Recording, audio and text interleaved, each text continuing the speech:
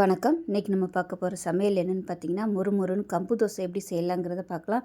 இந்த கம்பு தோசை உடல் எடை குறைக்கணும்னு நினைக்கிறவங்க, சுகர் லெவல் கண்ட்ரோல் பண்ணணும்னு நினைக்கிறவங்களும் இந்த மாதிரி தோசை செஞ்சு சாப்பிட்டிங்கன்னா உங்களுக்கு நல்ல கண்ட்ரோலுக்கு வரும். அதுக்கு சூப்பரான ஒரு வெங்காய சட்னி. இந்த தோசை சின்னவங்கலேருந்து பெரியவங்க வரைக்கும் தாராளமாக எடுத்துக்கலாம்.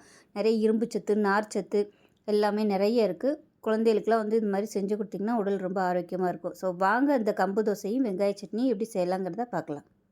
இப்போ ஒரு பவுல் எடுத்துக்கலாம். இதில் நான் இந்த டம்ளரில் எடுத்துருக்கேன். இந்த டம்ளரில் 2 டம்ளருக்கு கம்பு எடுத்துக்கலாம். இப்போ இன்னொரு டம்ளர் கம்பு சேர்த்துக்கலாம். இப்போ 2 டம்ளருக்கு இட்லி அரிசி சேர்த்துக்கலாம். இதுக்கு பதிலாக நீங்கள் பாரம்பரிய அரிசி சேர்க்குறனாலும் சேர்த்துக்கோங்க, இல்லை மட்டை அரிசி இந்த மாதிரி எதுனாலும் நீங்கள் சேர்த்துக்கலாம். இப்போ 1 டம்ளருக்கு உளுந்து சேர்த்துக்கலாம். 1 டீஸ்பூன் போல் வெந்தயம் சேர்த்துக்கலாம். இப்போ இது எல்லாத்தையும் நல்லா 4-5 தடவை கழுவிட்டு தண்ணி ஊற்றி நல்லா ஒரு 6 மணி நேரம் ஊற வச்சுட்டு நம்ம எப்பயும் இட்லிக்கு ஆட்டுற மாதிரி தனித்தனியாகவே போட்டுக்கலாம். நான் கூட போட்டிருக்கிறதுனால உளுந்தை தனியாக எப்பயும் நம்ம பொங்க ஆட்டுவோம் இல்லையா, அது மாதிரி ஆட்டிட்டு அதுக்கப்புறமா அரிசியும் கம்பையும் சேர்த்து ஆட்டி இட்லிக்கு நம்ம நார்மலாக உள்ள இட்லிக்கு எப்படி கரைச்சி வைப்போமோ அதே மாதிரி உப்பு போட்டு கரைச்சிட்டு 8 மணி நேரம் புளிக்க விட்டுட்டு பார்க்கலாம். இப்போ பாருங்கள், மாவு ஆட்டி நல்லா ஒரு நாள் நைட் நல்லா புளிக்க விட்டுட்டேன். 3/4 டப்பா கிட்ட இருந்துச்சு. இப்போ பாருங்கள் நல்லா ஃபுல்லாக வந்துருச்சு. கையிலே தெரியும், நல்லா மேலே பபிள்ஸோட சூப்பராக இருக்குது. நல்லா புளிச்சிருச்சு. இட்லி, தோசை, ஊத்தப்பம், பணியாரம் எல்லாமே ஊற்றலாம். நல்லா வரும். நான் இப்போ ஒரு பேன் எடுத்துக்கலாம். பேன் நல்லா சூடாகட்டும். ஒரு 4 ஸ்பூன் அளவுக்கு எண்ணெய் விட்டுக்கலாம்.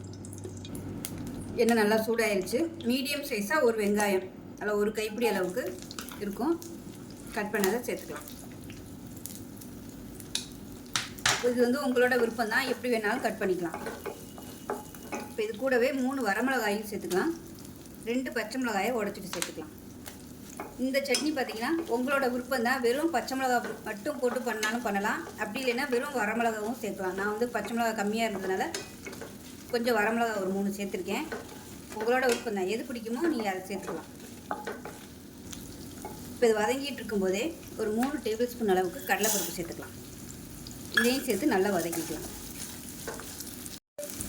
இப்போ இந்த கடலைப்பருப்பு நல்லா அப்படியே ரோஸ்ட் ஆகி வரணும், கருக விட்டுறக்கூடாது. அதே சமயம் நல்லா ரோஸ்ட் ஆகி வரணும். இப்போ இந்த வெங்காயம் வதங்குறதுக்கு உப்பு சேர்த்துக்கலாம். 1 டீஸ்பூன் போல் கல் உப்பு சேர்த்துருக்கேன். கடலைப்பருப்பு நல்லா ரோஸ்ட் ஆயிடுச்சு. வெங்காயமும் நல்லா கண்ணாடி பதத்துக்கு வந்துடுச்சு. இப்போ மீடியம் சைஸாக 2 தக்காளி கட் பண்ணதை சேர்த்துக்கலாம்.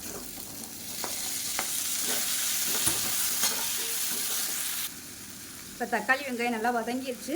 இல்லை நல்லா ஒரு 4 டேபிள் ஸ்பூன் அளவுக்கு பொட்டுக்கடலை சேர்த்துக்கலாம். கேஸ் அமர்த்திடலாம்.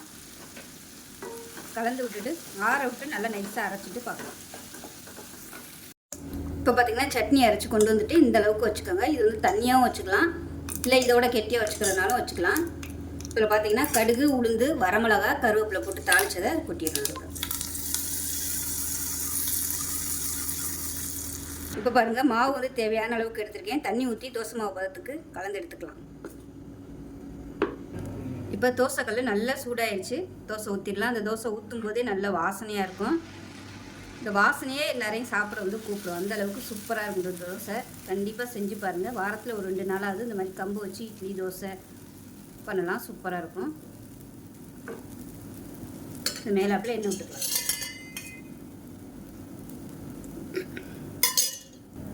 இப்போ இந்த சைடு ஓரமாக இருக்கிற மாவெல்லாம் இந்த மாதிரி கரண்டியை வச்சு அழுத்தி விட்டுக்கோங்க. அப்போ தான் சீக்கிரமாகவே வேகும். 2வது நல்ல ரோஸ்ட் ஆகி வரும். நார்மல் தோசை மாதிரியே நம்ம ஊற்றலாம். எவ்வளோ தூரம் மெல்லிசாக ஊற்றுறோமோ அந்தளவுக்கு நல்லா கிறிஸ்பியாக வரும். கம்பில் பார்த்திங்கன்னா நிறைய இரும்பு சத்து, நார் சத்துக்கள் இருக்குது. ரொம்ப ஆரோக்கியமாக இருக்கும். நீங்கள் இந்த தோசை ஊற்றும் போதே அதோட வாசனையே இன்னும் 2 தோசை சாப்பிட தோணும். அந்தளவுக்கு சூப்பராக இருக்கும். டேஸ்ட்டும் நல்லாயிருக்கும். இன்னும் 2 தோசை எக்ஸ்ட்ரா கேட்டு சாப்பிடுவாங்க. நான் சொல்கிறத விட நீங்கள் செஞ்சு பார்த்தீங்கன்னா நீங்களே ஆச்சரியப்படுவீங்க. அவ்வளோ தூரம் சூப்பராக இருக்கும் இந்த கம்பு தோசை. கம்பங்கள் குடிக்கிறதுக்கே நல்லாயிருக்கும். அதிலே நம்ம இட்லி, தோசை பண்ணும்போது இன்னுமே சூப்பராக இருக்கும். இப்போ பாருங்கள், நல்லா அப்படியே ரோஸ்ட் ஆகி வருது. எடுத்துடலாம். மீடியமாக வச்சிங்கன்னா இன்னும் கூட நல்லா ரோஸ்ட் ஆகி வரும். பாருங்கள் கலர் எப்படி வந்திருக்கு. நார்மல் தோசை மாதிரியே தான் இருக்கும். அருமையாக வந்திருக்கு பாருங்கள். இதை எப்போ எடுத்துடலாம். இப்போ இதே மாதிரியே இன்னொரு தோசை ஊற்றிக்கலாம். பொதுவாக நான்ஸ்டிக்கில் ஊற்றுறத விட இந்த மாதிரி கல் தோசையில், அதாவது இந்த மாதிரி கல்லில் ஊற்றுங்க, சூப்பராக வரும் தோசை.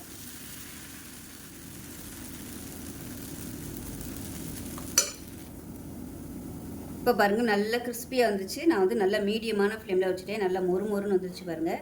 இது வந்து நம்ம அப்படியே சுருட்டிக்கலாம்.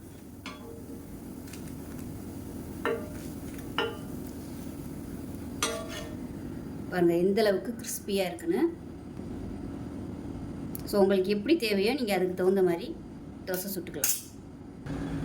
இப்போ பாருங்கள் அருமையாக கம்பு தோசை நல்லா மொறு மொறுன்னு ரெடி ஆயிடுச்சு வாசனையோட. அதுக்கு சூப்பரான வெங்காய சட்னி செஞ்சு பாருங்கள். டேஸ்ட் நல்லா அட்டகாசமாக இருக்கும். டயபெட்டிக்காக இருக்கிறவங்க காலையிலே நைட்டுக்கும் தாராளமாக அந்த தோசை எடுத்துக்கலாம். இது வந்து உங்களுக்கு லோ கிளைசமிக் தான், அதாவது குளுக்கோஸ் லெவல் வந்து ரொம்ப லேட்டாக தான் ஏறும். அதனால் இது வந்து டயபெட்டிக்காக இருக்கிறவங்க வந்து சாப்பிட்றதுக்கு ஒரு பெஸ்ட்டான தோசை வந்து சொல்லலாம். ஸோ வெயிட் லாஸ் பண்ணணும்னு நினைக்கிறவங்களும் இந்த தோசை வந்து செஞ்சு சாப்பிட்லாம். இரும்பு சத்து நிறைய இருக்குது, நார் சத்துக்கள் நிறைய இருக்குது. ஸோ செஞ்சு பாருங்கள். செஞ்சு பார்த்துட்டு எப்படி வந்துச்சுங்கிறத சொல்லுங்கள். வீடியோ பிடிச்சுன்னா லைக் பண்ணுங்கள், கமெண்ட் பண்ணுங்கள், சேனலை சப்ஸ்கிரைப் பண்ணுங்கள், பக்கத்தில் பெல் பட்டனையும் ப்ரெஸ் பண்ணுங்கள். நன்றி.